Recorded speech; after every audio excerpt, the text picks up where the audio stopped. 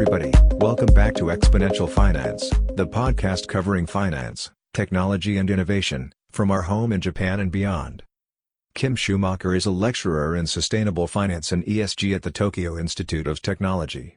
His research focuses on ESG data and impact metrics, sustainable finance frameworks, green bonds, natural capital valuation, ecosystem services, renewable energy project development, and climate-related risk disclosure. Kim is the creator and course director for Japan's very first graduate-level course on Sustainable Finance and ESG, part of the graduate major in Global Engineering for Development, Environment, and Society. In addition, he is an honorary research associate at the School of Geography and the Environment, University of Oxford. Kim is a chartered environmentalist and sits on the ISO technical committees on sustainable finance and environmental management.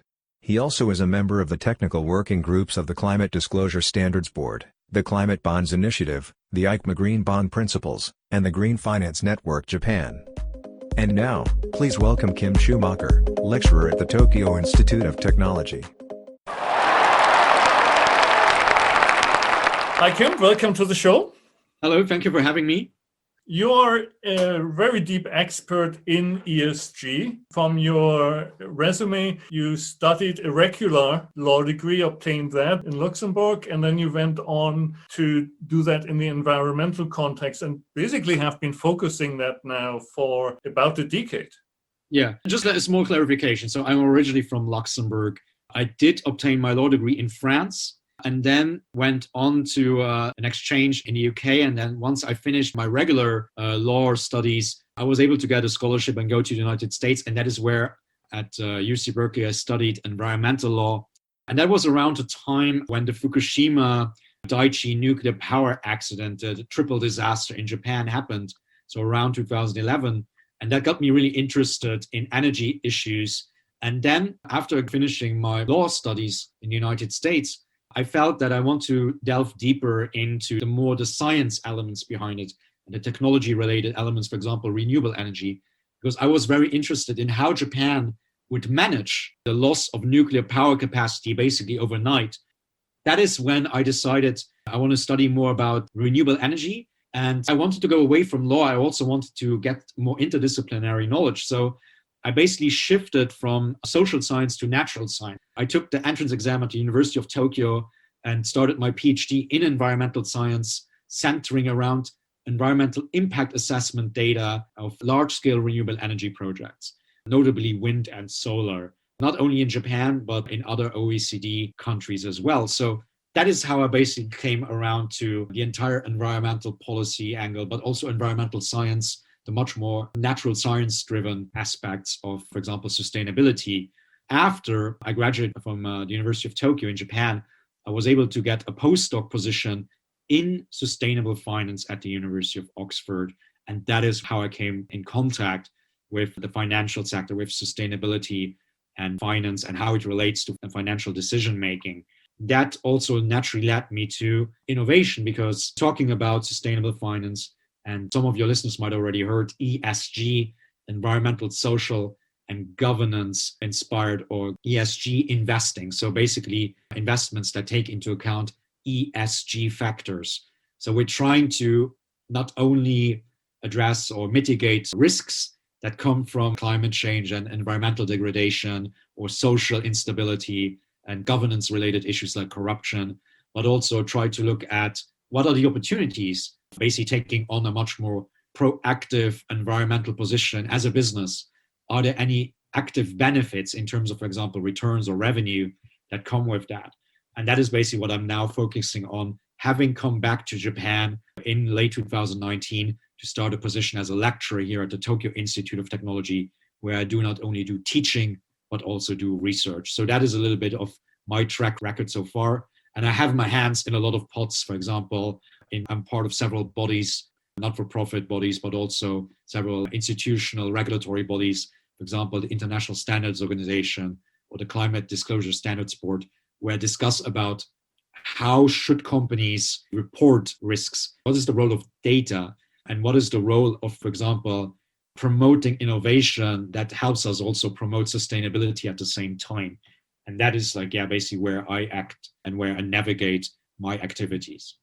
So when you see ESG, you wouldn't have thought first about the Tokyo Institute of Technology, but it's because of the connection through environmental sciences that you're also interested in the technology that improves these areas, that it's a TIT topic. Exactly. That's a very good statement, because a lot of people associate sustainable finance mostly with finance.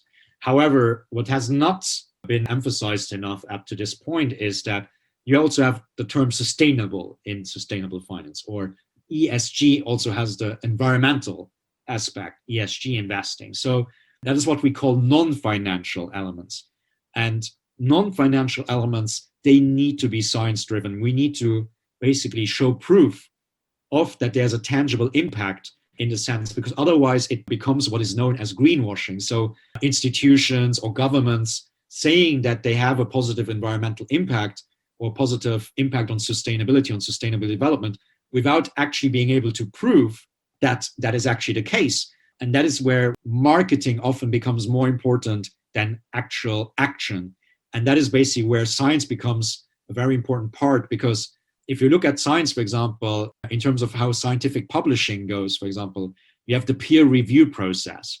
And the peer review process is that any results that you want to publish in a journal, in a scholarly journal or scientific journal, will be reviewed to some extent by some of your peers, by experts who are already have a track record in that field, and will anonymously look at your work and say whether or not that makes sense to them.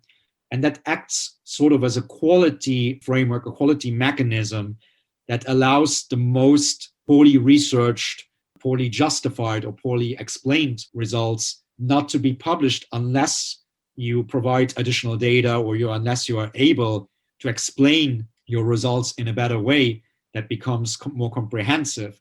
And that is basically what sustainable finance ideally should be. It should be that merging of finance that takes into account risks from climate change and from environmental degradation, but on the other hand, does not make any empty promises either.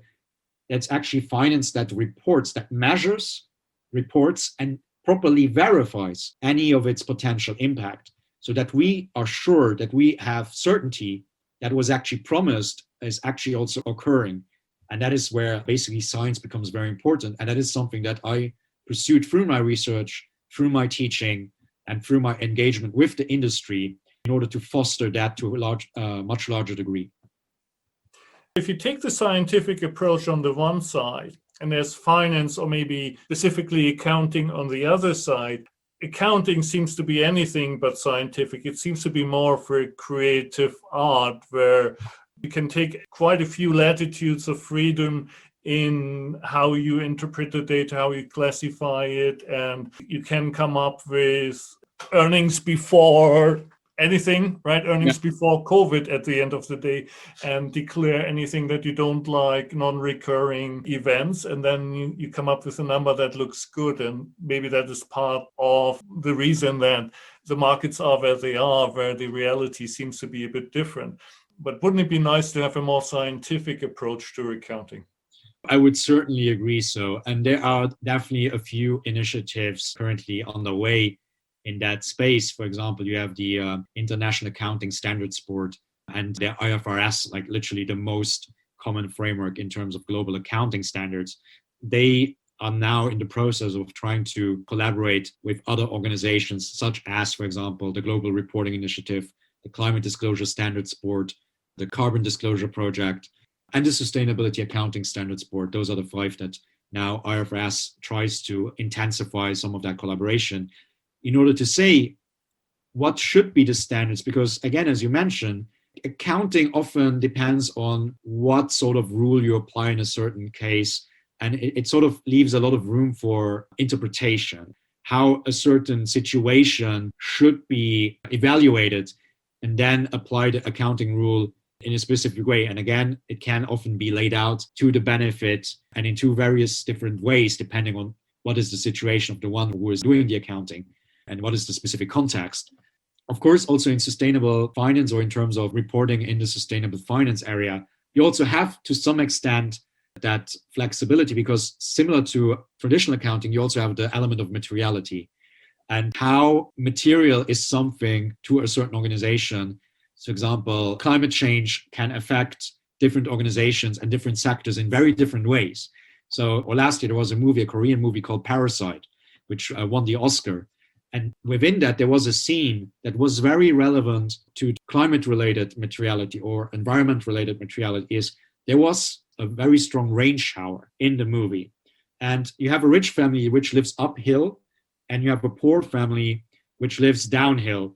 And uphill, the rich family, they enjoy the rain shower in their garden. Their son is in the garden enjoying the rain. However, the poor family in the lower part of the city is literally drowning because their home is being flooded. That is how a situation affects actors in two different contexts and two different situations in a very different way. And that is also how climate change or environmental related matters affect different sectors or different stakeholders in a very different way. But in the end, it should always be science driven. It should always be look at the pure facts, because often with climate change, it's a physical reality. There's some room for interpretation, what could have caused things, but in the end, it's still a physical event that affected an asset to some extent. And that is where you need to have proper data. And in many cases, you need to have proper scientific data to really find out what was the root of the problem and how can we manage that problem moving forward? How can we create more resilience in terms of risk management? Or how can we make proactively the choices that allow us to basically generate overperformance in the future, in the mid to long term? And that is literally where you have already like what is called natural capital or nature-related accounting. So we need to get to a point where, at least in sustainable finance for non-financial elements, you have a proper scientific basis for any accounting or for any assurance or evaluation that you are doing. And that is extremely important in that space. So I do agree that we can learn from the accounting sector to some extent. However, it needs to become more rigid, and you need an additional component of science-based analysis and science-driven, data-driven accounting. Just one more continuation on the topic. So one question is, what is captured in accounting today? How do you interpret it? But then the second question is also, of all the externalities that are currently not captured, which arguably, in order to have full sustainable picture, you need to take into account whether it's a nuclear power station that 70 years from now needs to be dismantled, where the cost is not included at all. Of course, the pollution that is created, etc. What is the current thinking around those externalities? Of course, it's quite important how we, in terms of climate policy making and climate trajectory scenarios that we anticipate, for example, a 2-degree warming scenario where we need to reduce our carbon emissions quite drastically as foreseen under the Paris Climate Agreement. If you take that into account, of course, it will disproportionately affect certain assets much more than others. And moving forward, for example, in terms of potential write-offs or potential devaluation, you need to take stock of that. That is really important because some assets will be disproportionately affected while others will thrive under new regulatory environments or new physical realities for that matter. Because simply, for example, sea level rise will be quite an inevitability in some regions where even if you go forward with certain resilience measures, they will simply not be enough anymore. So we already passed a certain threshold where the atmospheric concentrations of CO2 already have started sort of a domino effect to some extent. We can still reduce it and hopefully bring it down to manageable levels, but we already unleashed something that now we need to properly internalize, as you say. And in a lot of cases, the externalities that are currently being generated, for example, greenhouse gas emissions, power plants right now, those are externalities that should not even exist anymore at this point. They should already ceased. Hence, they are basically on the high risk of becoming stranded, what we call stranded assets. And that is something that really needs to be understood, that even for nuclear power plants or so, for whatever the risk was, like after Fukushima, it was a regulatory issue and it was a public perception issue to a large extent. People didn't want nuclear anymore. And irrespective of the location where those nuclear power plants were located. Germany is a very good example. That is what shifted. But now with climate change and with environmental degradation, like deforestation, for example, those are things that have already advanced to such a degree that any asset that still contributes to that is under a risk of becoming obsolete or becoming high risk because either the regulatory environment changes or simply it's not profitable anymore because other technologies or so that are being developed in order to address these issues have become so competitive that economic actors will just naturally shift away because they're just much more profitable at some point.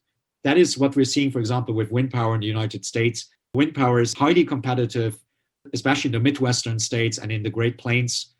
You see that how sometimes what happens at the federal level is not necessarily indicative of what happens at a much more micro level, for example, at the state level, where often pragmatism and, of course, profitability and profitable business models outweigh any ideological concerns. If those technologies become competitive, that also means that certain asset classes will be much more vulnerable than others, especially those who still negatively impact, have a negative impact on sustainability. That is a way of how to navigate externalities and externality-related risks. ESG has been a hot topic in Japan at the very least, and certainly picking up globally as well. But in Japan, it was popularized when Mizuno-san took over the government pension investment fund in early 2015. Yeah. So he departed earlier this year after his contract ran out, but they're supposed to continue that. Can you describe a bit of the history behind it and what he did, please? In 2015, and then subsequently with the passing of the Paris Agreement, even in Japan, which was hit by the triple disaster, earthquake, tsunami, and nuclear power disaster in 2011 in the northern Tohoku region of Japan. At that time, it seemed that the government who was in charge when the disaster happened, they wanted to shift away from coal. The first timeline was a shutdown of most of the coal plants by 2042. But that did not occur. So in November 2012, Abe-san, the former prime minister, he took over and he was confronted with strong wishes by the business community for cheap and reliable electricity. So Japan made a gradual shift away from nuclear because nuclear at that time was considered high risk and had to undergo certain safety measures and safety testing. In order to offset the loss of nuclear power in the grid, Japan turned to coal again. Coal and gas power plants. By doing so, of course, the CO2 output increased massively. Then it also became clear to some actors that there's also an inherent risk with such a strategy because Japan is already quite vulnerable to import-related disruption because they're very heavily reliant on commodity imports. In terms of investing, there can be a risk to the portfolio if you have very little diversification within your portfolio. Most of your holdings are domestic and heavily reliant on energy-intensive sectors. So when Mizuno-san took over, he first wanted to scan because at that time, sustainable finance was not that large of a term yet, but with the Paris Agreement and with the Sustainable Development Goals, it became much more prominent. So he started sort of a process of first trying to diversify. So sustainable finance was not the initial idea, was not the initial thought. That just occurred much later. The first goal was diversification, making sure that the government pension investment fund is not as exposed to domestic holdings. So they started to also outsource some of the asset managing to foreign asset managers. Previously, it was primarily handled by domestic asset managers. With that, sustainable finance emerged, green bonds, and climate-related risk disclosure. So Mizuno-san saw it as an opportunity to push diversification even further, and also acknowledging that climate-related risks will have an impact at some point in the future, and especially for such a long-term oriented asset owners such as GPIF, because pension funds are usually very conservative and adopt long-term strategies. So that was basically in line with them because they knew if we acknowledge that climate change and also global regulatory environments due to the Paris Agreement will shift at some point, then we also need to take those realities into account. And we need to basically create a more resilient portfolio that takes into account these long-term risks. That is how ESG investing came to the forefront because the GPIS was pushing for strategies that allow them to maintain solid returns and address material risks over the short, mid, and long term.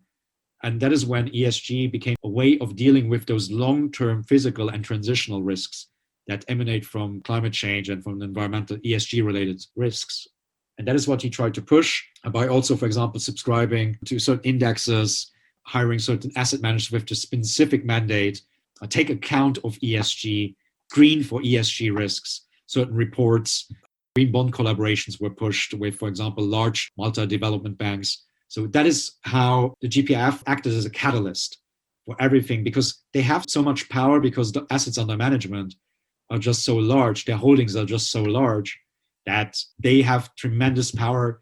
And since also the GPIF is quasi-governmental, if they are pushing for it, it can also have quite significant ramifications across government policy. That would mean there would likely also be some shifts in terms of regulation in Japan or in terms of policy guidance. Looking at some of the GPIF reports, their statement is our responsibility is to current and future beneficiaries, and that obviously then crosses the generation. So they make the long-term aspect quite explicit in there.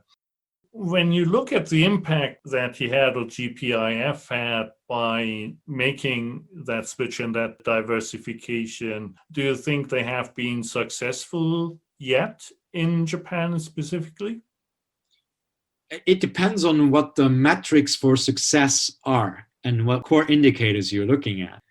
There was recently a piece in the Asia Nikkei review where Suga-san was talking about the future of Tokyo as a financial hub, where diversity is one of the key elements. So, for example, ESG is not only about environment.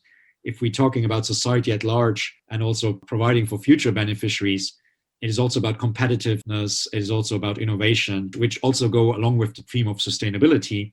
If it's, for example, diversity, and we see that only 8.8% of current board members are female and only 3.5% of current board members are foreigners, versus, for example, 47.7% of female board members in France or 36.6% of foreign board members in the UK.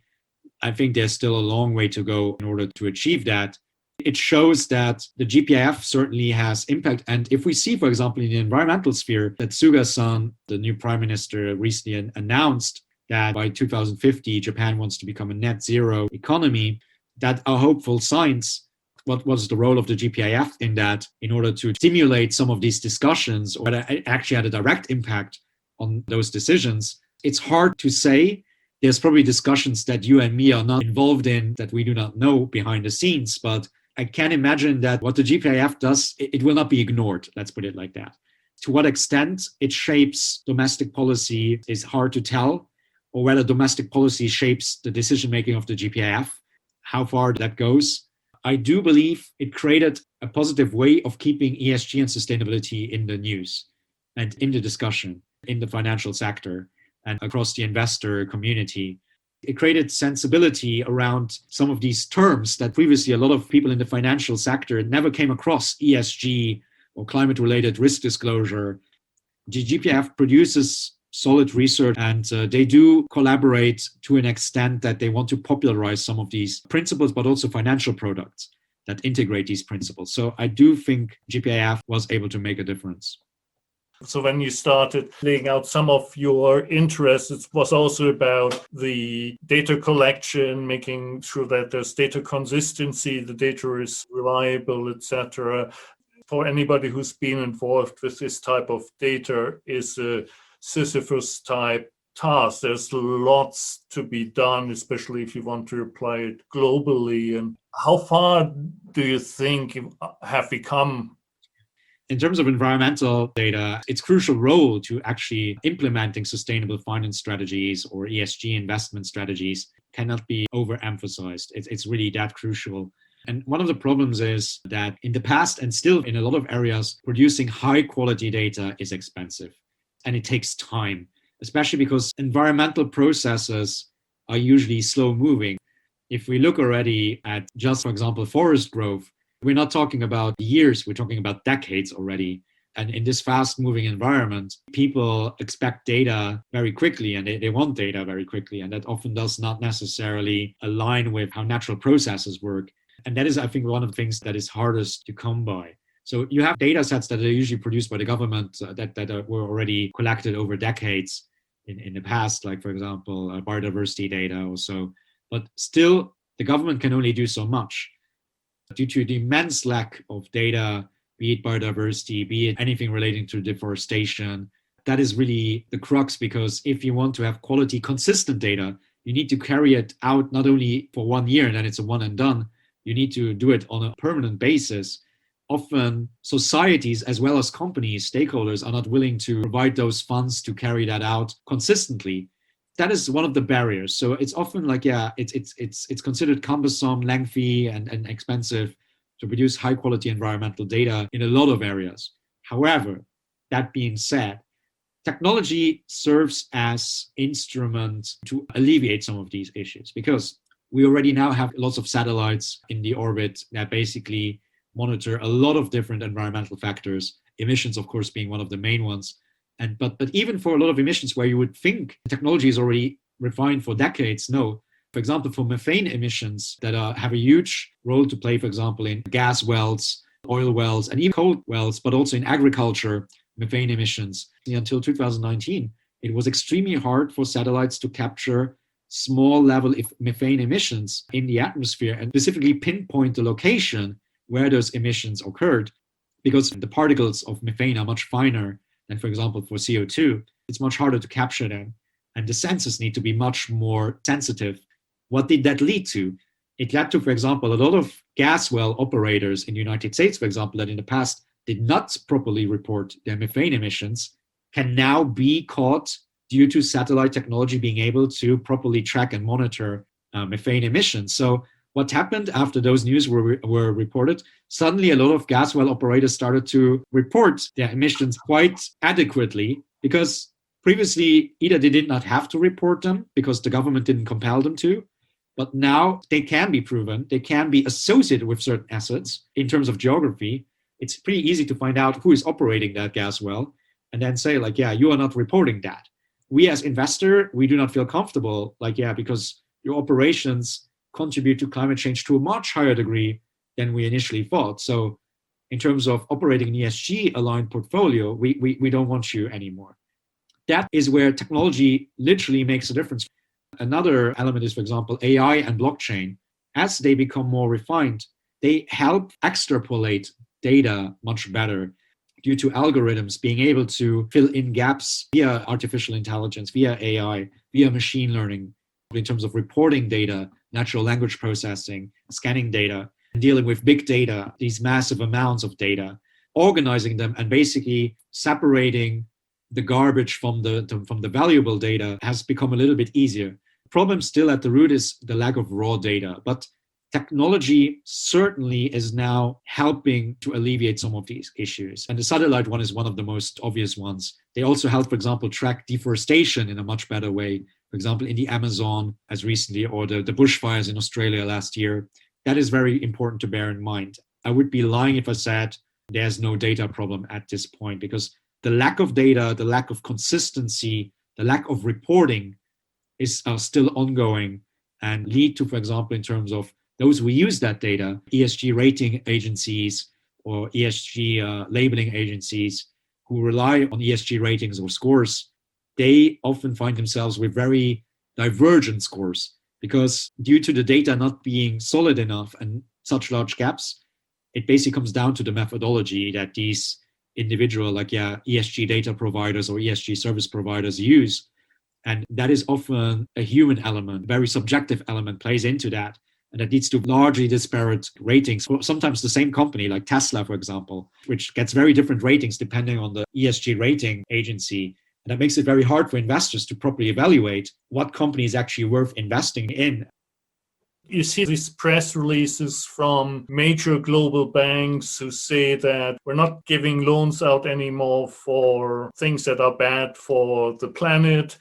How much of that is actually real? How much of that can they actually assess even at the project level? Because that requires, at a minimum, an additional process in the loan approval, if not a refactored, completely changed view as to how you approve loans and how you go about seeking that business out as well. I would say that currently many of the global banks do not have the resources and or the structures in place to do that risk analysis enough to make sure that they are not financing any activities that are detrimental. Some of the ESG related activities are currently not living up to that moniker, in the sense that it could be qualified even as greenwashing, because a lot of organizations simply do not give themselves the resources, the proper resources to manage these risks and analyze whether or not, for example, a loan that they are procuring is actually mitigating their risk exposure, or at the same time also addressing risks to the environment and to the climate that could occur due to financing certain operations. For example, there's a lot of talk about the divestment movement, about moving away from coal and, for example, divesting or not procuring loans or loan guarantees, underwriting, insurance underwriting anymore to coal operations. But you need to give yourself the resources and the proper expertise. And that is something that I feel is very under discussed right now, that there's a lot of so-called experts that work for large organizations that often are the head of sustainability or head of sustainable finance, head of ESG investing, that have very little proper experience in sustainability matters or in environmental related matters, in climate related matters. They often do like a month-long sustainability leadership course or a 2-month online introductory course to ESG. And then afterwards, they consider themselves sustainability experts. And I think that is very dangerous in the sense that it can lead to greenwashing. If I'm an investor, if I'm an asset owner, I would be very much aware that that is a very significant risk if you do not have someone who properly has ever dealt with sustainability. And in the future, I believe that we cannot have one head of ESG investing. We need someone with financial expertise, and we need someone who has equal standing, who has a non-financial background. That needs to be absolutely made clear. We cannot continue the status quo also in terms of organizational structures and in terms of management structures, because it's those very management structures where it's usually just seen you only have one head. That is what is needed in terms of governance in order to make sure that there's no greenwashing occurring, because I always use the image of the medical profession. If you undergo brain surgery, if you're the patient, would you want to be operated by someone who just read a book about brain surgery? Or would you rather want to be operated by a proper brain surgeon who not only went to medical school, but also has been working in that field? I would rather want to be operated, if my life is on the line, by that person, and not just someone who is aware of everything around brain surgery, but who has never even come in contact with a scalpel before. These incumbent companies have an inherent culture that has developed over decades often.